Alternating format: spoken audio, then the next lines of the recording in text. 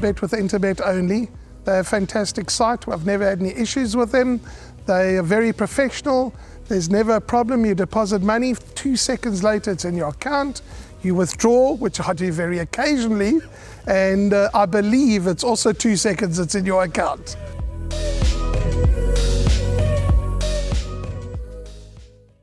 Race 3 on the card is the first leg of the Place Accumulator. It goes at 12:55. It's the Chimichurri Run 2019 MR75 handicap over 1,750 metres. Before discussing the race any further with Sheldon, let's get to our package. We're going to show you one rerun. 2 horses feature, Q-Wing and Napoleon, when they ran first and second on the Poly track on the 16th of May. And then we've got interviews with Justin Snaith, Paul Peter, Gareth Van Zyl and Peter Muscat. Malone, State of USA, double Gemini's on the outside. Power Ranger comes forward, Q-Wing on the inside, Napoleon's between runners, and then Count Marsh, Power Ranger the leader, Napoleon's a runner, Q-Wing on the inside, the 3 of them across the track, Q-Wing, Napoleon, Power Ranger, Q-Wing's finding more, and Q-Wing won it, Napoleon second, third Power Ranger and Count Marsh. Yes, very happy with his work going into this. I thought the post-maiden run was a fantastic one. He was actually a little bit unlucky. They just squeezed him at a crucial time. And I think here, drawn well, right race, everything in his favour. I think he should be one of the more fancied horses on the day. I think he'll run a big race. And work into the race has been of a high level. So I think we could kick the day off with a positive run here. Yeah, I'm expecting a decent run from Astrosite. Things didn't really go right for him last time. He missed the break slightly and he was trapped a little bit wide. So I'm expecting a good run from him. I had a look at the field. He shouldn't be at the first 3 with a winning chance. I do think he'll be suited to the 1750. The important thing with him is he needs a clean passage in running.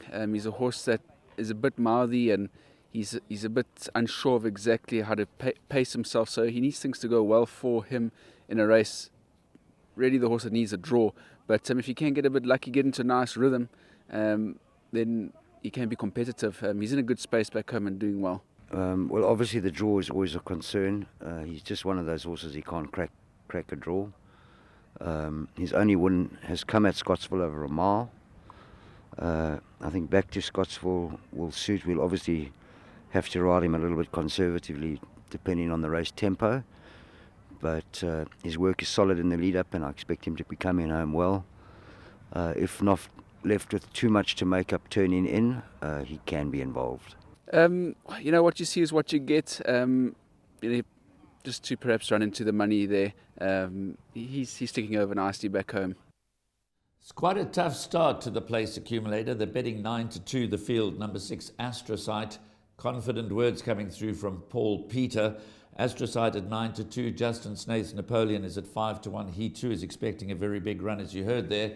And the only time he's been over the 1750 at Hollywood Bet Scottsville, that produced his maiden win at the expense of Triton. Then there are a few others, obviously. Thunder Masala is Jermaine Maharaj's first choice. Escape Artist, Preemptive Strike, Q-Wing we saw in the rerun coming home ahead of Napoleon. That was on the Poly track, but he has one on the turf. And then an interesting runner for me is number 15, Rodriguez, who ran third to Escape Artist in his penultimate start. And last time out, only 5 lengths back in the KZN Guineas behind Zapatias. It's a massive drop in class from the Guineas to an MR75 handicap. So I think this is quite tricky. This is quite a wide open race. As you mentioned, number 15, Rodriguez. Had he had a better draw, he would have been my first selection. If he was drawn in the top 5 or 6, I think on that last run, he's an improving individual, 2 wins under the belt. So they're going to have to ride him for luck. He's a horse who has weaved his way through. When he beat Flying Grace, he came from 13th position. So don't leave him out of the trifectas and quartets. He's a horse who will be very alive. And he's been very consistent in the merit rating. He hasn't dropped. He's off a 77, so we'll get to see his mettle on Saturday. Now, when you look at the structuring of the weights, there's only 4 kilograms from numbers 1 through to 15, the carded runners in at this stage, so the weight factor is not going to come into play. I like a little bit of number 3, Bayview Express. I think at around 14 to 1, this could be the Shruti in the pack. He's come to the 4, and off this rating, a 71, I think he's going to be right there in the handicap department. Gavin Arena is going to suit him. A few runs back, jockey short, examined nil, examined normal, not striding out. So he does come with his excuses, and he has run 9th and 6th on many occasions. I'm just hoping he can change that around. Then horses like Napoleon, Escape Artist. I had a chat with Sean Terry. So for the viewers out there, watch the clip on the line interview with Sean Terry. This is the only runner who stayed in Durban from the stable. The rest of them have all gone back to Gauteng, and they'll be traveling back on Friday. So throw in Escape Artist, and then of course Napoleon. I think he's going to be better on the turf. Well, there we go. As you heard from Sheldon, he likes a little bit of the outsider Bayview Express. If you're going to like an outsider, it certainly doesn't do any harm that it's well drawn. And Bayview Express has cracked the 3 gate, gets the services of Gavin Arena. But the short list is not so short. It's quite long. And there are many with chances in what looks to be a very competitive first leg of the place accumulator. The market leaders are Napoleon and Astrocyte, but there appear to be many more with chances in the first leg of the place accumulator. My name's Danny Diliberto, founder of Ladles of Love. It was founded back in 2014. Communities we work with are all over the peninsula, and we're working with 138 beneficiaries now. We've grown exponentially. We've been able to do that because of all the kindness that we have experienced from individuals and corporates such as Interbet, who just want to be part of the change.